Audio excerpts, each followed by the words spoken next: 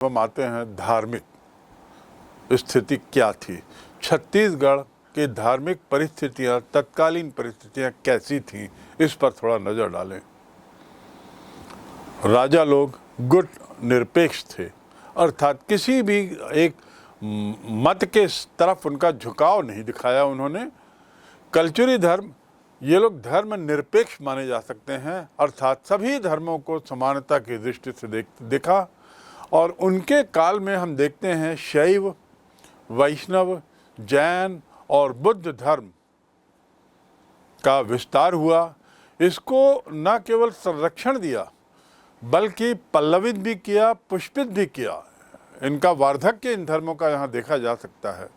अर्थात अपने धर्म को जनता पर लादने का कल्चुरी शासकों ने कतई प्रयास नहीं किया, और ये भी एक संभवतः उनके इतने लंबे शांतिप्रिय शासनकाल का एक कारण हो सकता है।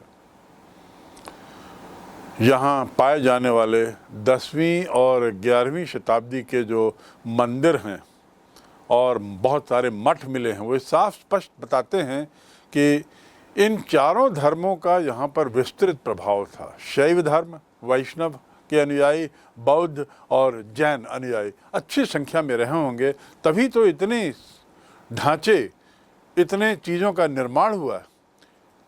इसके बाद दो प्रमुख गतिविधियां होती हैं, और ये गतिविधियां तत्कालीन सामाजिक जनजीवन को प्रभावित करती हैं। यहाँ कबीरपंथी और सतनाम पंथ के नाम से एक नए पंथ का प्रादुर्भाव होता है। छत्तीसगढ़ में इन दोनों पंथों का विकास आज की धार्मिक व्यवस्था में एक बड़ा परिवर्तन कहा जा सकता है।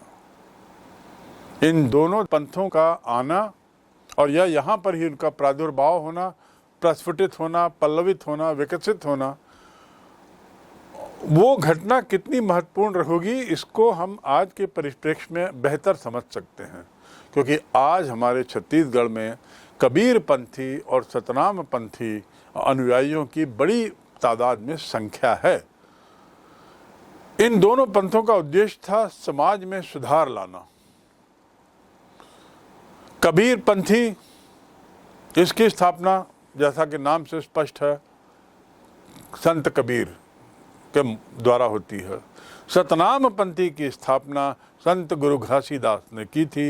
इन दोनों पंथों के बारे में हम आगे थोड़ा विस्तार से पढ़ेंगे, पर इससे पहले हम ये वैष्णव, जैन, बुद्ध, बौद्ध और शैव पंथ के धर्मों के बारे में थोड़ा जान लें। शुरुआत करते हैं वैष्णव मत। गुप्त काल तक तो वैष्णव मत जो है, वैष्णव अनुयायियों की संख्या काफ़ी हो चुकी थी, प्रतिष्ठित संख्या हो चुकी थी।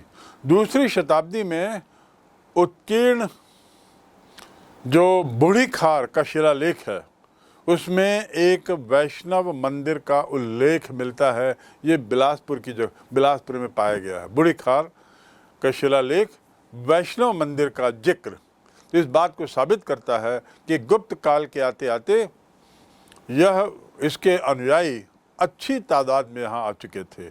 इससे ये भी प्रमाणित होता है कि छत्तीसगढ़ में वैष्णव धर्म उतना ही प्राचीन है जितना भारतीय संदर्भ में इसे देखा जाता है। अर्थात भारतीय स्तर पर जब वैष्णव धर्म का आना हुआ, लगभग उसी काल में इसका आना छत्तीसगढ़ में भी माना जा सकता है। दूसरा, शैव मत। पांडुवंशी शासक, वैष्णव मतावलंबी, बौद्ध धर्म की तांत्रिक शाखा के साथ साथ शैव धर्म का भी उन पर प्रभाव था। इन्हीं राजाओं ने बौद्ध धर्म और शैव धर्म का तांत्रिक परंपराओं में समन्वय कराने का कार्य किया। यद्यपि जब तब संघर्ष की स्थिति पनपती थी, बढ़ती थी। सिरपुर में बौद्ध धर्म पर शैव धर्म का आक्रमण बौद्ध संस्कृति के पतन का कारण बनता है।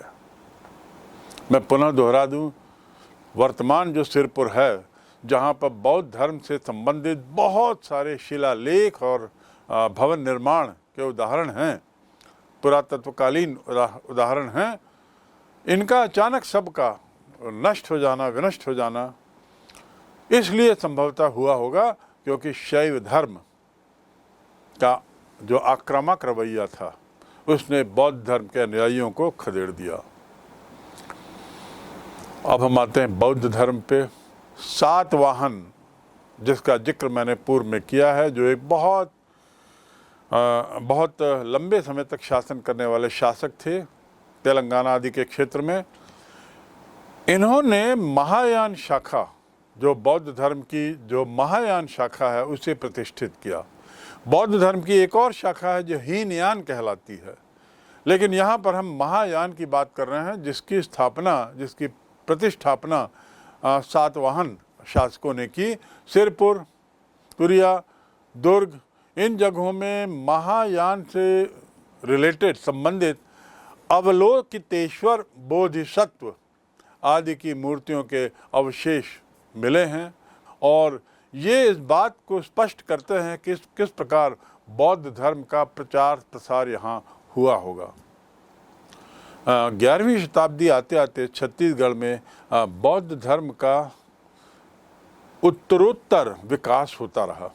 11वीं सदी तक लगातार इसका विकसित होता रहा। दक्षिण कौशल में कलचुरियों के आने के पूर्व बौद्ध धर्म का प्रचार हो चुका था। सिरपुर, आरंग, रतनपुर, मलार, इसमें हमें विहार और मठ, बुद्ध धर्म से संबंधित भवन शैलियाँ, इसके स्पष्ट अवशेष मिलते हैं। दक्षिण कौशल में सतनाम पंथ से जुड़े हुए विद्वानों के द्वारा बौद्ध धर्म से जुड़े हुए पुस्तकों का अध्ययन, इसके प्रमाण मिले हैं। अगला धर्म जैन धर्म। इससे पहले कि हम उस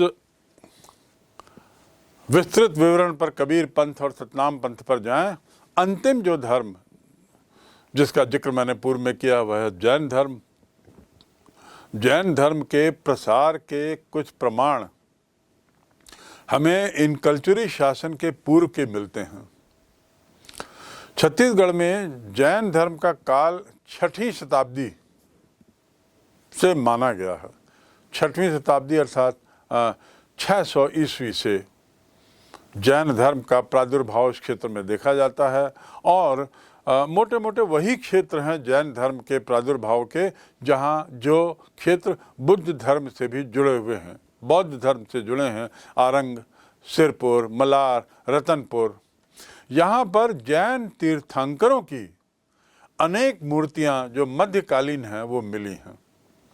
और तीर्थंकर अर्थात जैन धर्म के जो संस्थापक गुरु लोग थे, जिनमें महावीर तीर्थंकर सबसे अंतिम आते हैं श्रेणी में, उनकी मूर्तियाँ लगभग कमोबेश उन्हीं क्षेत्रों में जहाँ बौद्ध धर्म का बाहुल्य माना गया। कबीर पंथ, संस्थापक संत कबीर, काल 1488 से 1512।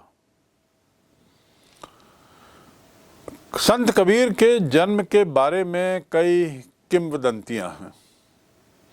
अच्छा, 1488 से 1512 का जो काल है मोटा मोटा, ये काल मुस्लिम शासन का काल था। मुगल 1526 में भारत आते हैं बाबर के साथ, तो उससे पहले मुस्लिम शासन यहाँ था।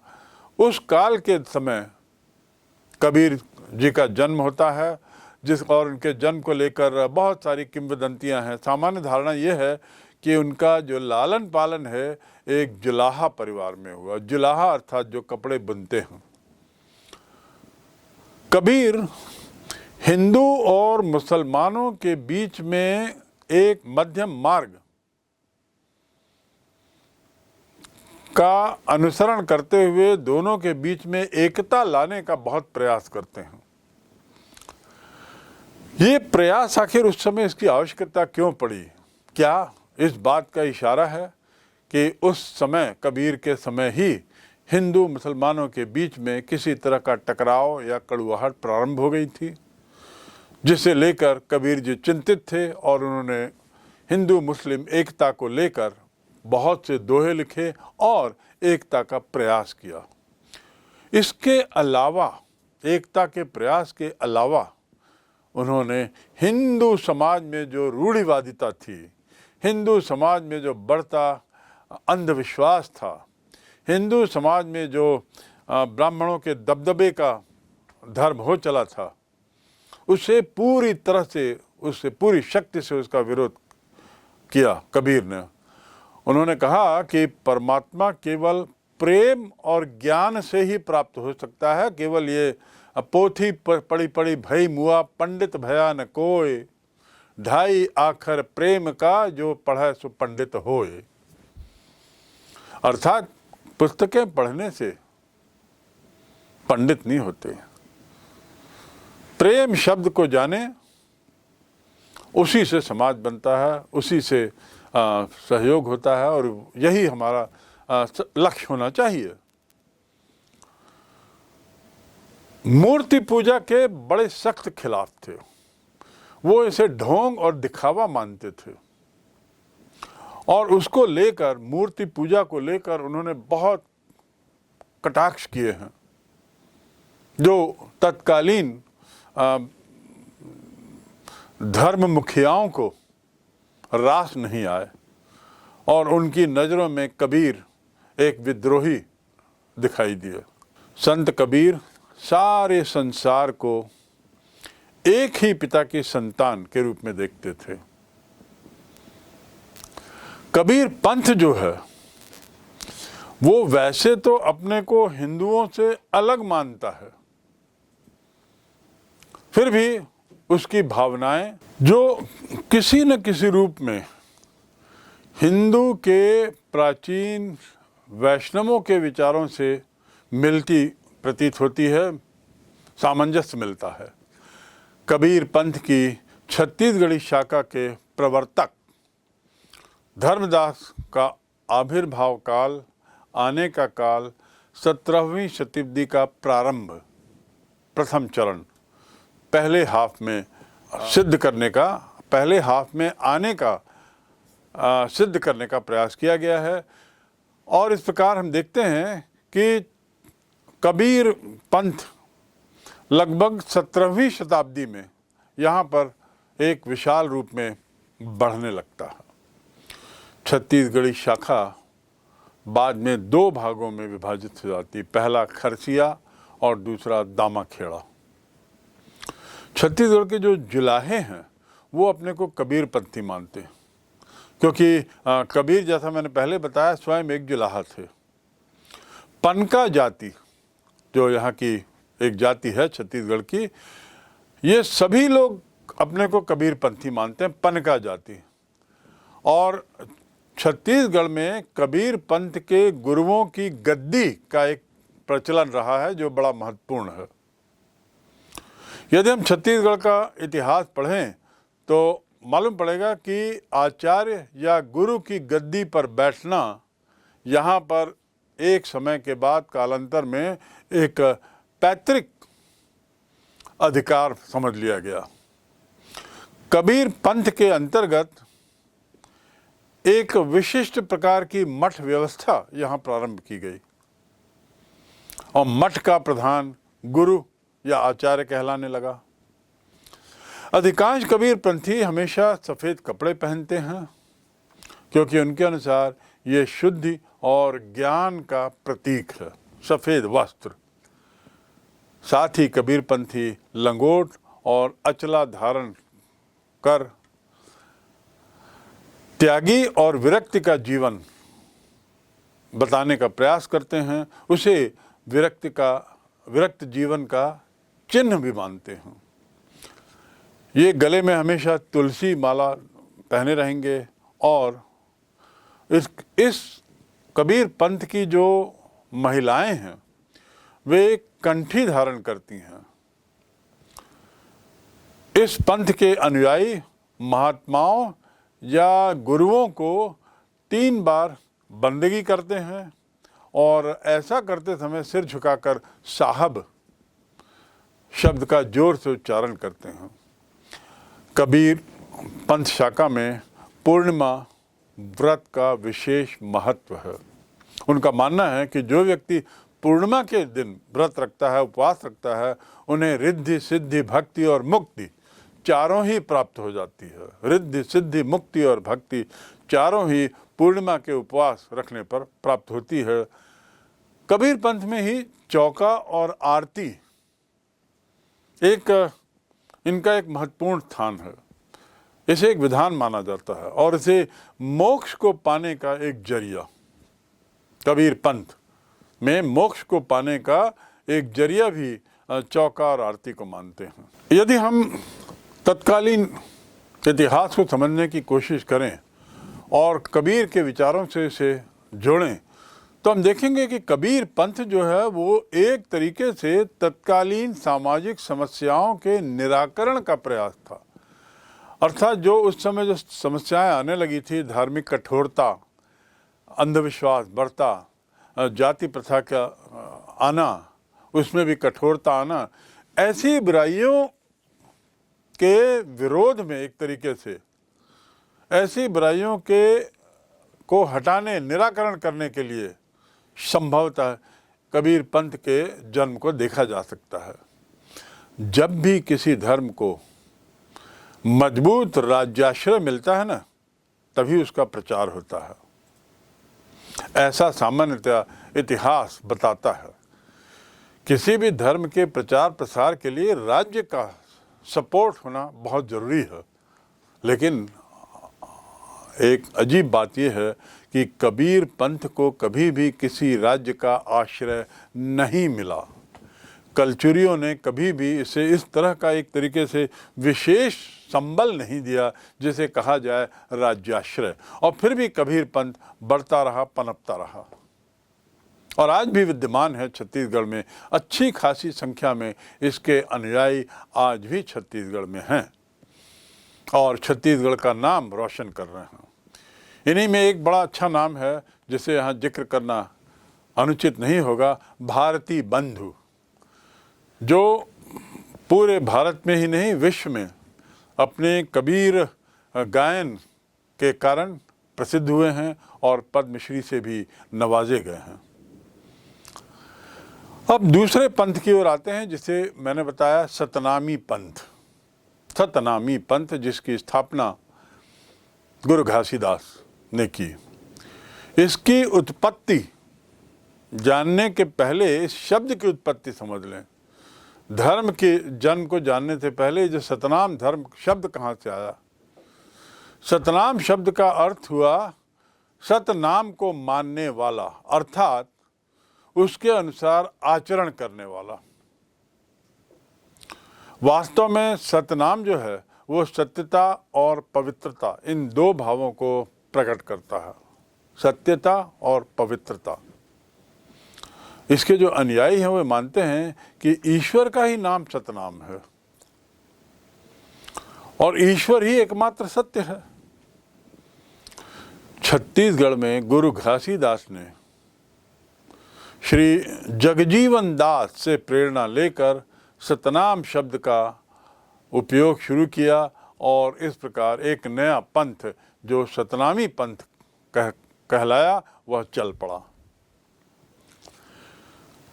कहने का तात्पर्य ये कि छत्तीसगढ़ में सतनाम पंथ के प्रवर्तक के रूप में गुरु घासीदास ही जाने जाते हैं। उनका जन्म गिरौद गांव के एक परिवार में 1756 में हुआ, अर्थात बंगाल में जब बैटल ऑफ प्लासी 1757 में हुआ था उसके ठीक एक वर्ष पूर्व छत्तीसगढ़ के गिरौद ग्राम में गुरु घासीदास जी का जन्म होता है। इस समय छत्तीसगढ़ की सामाजिक, राजनीतिक और आर्थिक स्थिति मैंने जैसा पूर्व में बताया बड़ी अस्त व्यस्त थी, चरमरा गई थी। कलचुरी शासन पतन की ओर था। 1758 आते आते भोंसले का कब्जा इसमें पूरी तरह हो चुका था। 1741 में ही बल्कि भोंसले ने रतनपुर क्षेत्र पर कब्जा कर लिया था और कुल मिलाकर ये क्षेत्र जो था बड़ा अशांत हो चला था। इस अशांत पृष्ठभूमि में हम देखते हैं कि उस समय छत्तीसगढ़ की भूमि पर शैव, वैष्णव और कबीर पंथ का कुछ प्रभाव था। अपनी ऐतिहासिक पृष्ठभूमि को समाप्त कर जातिगत व्यवस्था और नीति के विरुद्ध कार्य करने का एक तरीके से प्रचलन हो चुका था। ये जो तीनों ही शैव मतावलंबी, वैष्णव मतावलंबी और कबीर पंथी, ये लोग भी अपने उस मूल रास्ते से हट चले थे जिसको लेकर इन मतावलंबियों के विचारों का उद्भव हुआ था। श्री घासीदास जी 1820 से 1830 इनका मुख्य काल और मुख्य कार्यक्षेत्र छत्तीसगढ़। 1836 के आसपास उनका देहावसान होता है और इस प्रकार जो सतनाम पंथ के संस्थापक थे वे 1836 को स्वर्गस्थ हो जाते हैं। गुरु घासीदास द्वारा शुरू किए गए आंदोलन का मुख्य उद्देश्य हिंदू समाज में सतनामियों की स्थिति में सुधार करना था। इस तरह उनका उद्देश्य धार्मिक के साथ साथ सामाजिक भी था। उनके जीवन यापन में सुधार लाने का प्रयास भी इसका उद्देश्य था। गिरौद नाम के जो गांव है वहाँ से थोड़ी दूर 1 मील की दूरी पर तेंदू का एक बहुत बड़ा वृक्ष आज भी है। ऐसा माना जाता है कि इसी वृक्ष के नीचे बैठकर गुरु घासीदास जी सत्य नाम अर्थात ईश्वर का चिंतन किया करते थे। और ये जगह आपको मालूम होगा अब बहुत बड़ा तीर्थ स्थल बन गया है।